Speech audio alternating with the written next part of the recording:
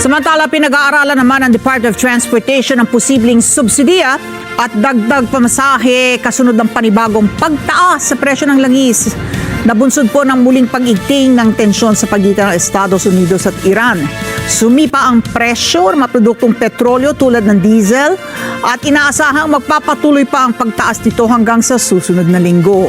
Sinabi naman ni Palace Press Officer Claire Castro na inatasan si Transportation Secretary Giovanni Lopez na pag-aralan ang sitwasyon at tiyaking mabalanse ang interes ng sektor ng transportasyon, gayon din naman yung mga mananakay at mamimili.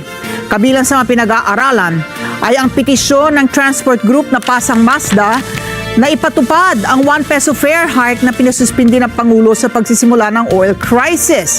Sinabi rin niya na pinag-aaralan ni Lopez ang sitwasyon upang makapaglatag ang pamahalaan ng angkop na ayuda para sa sektor ng transportasyon.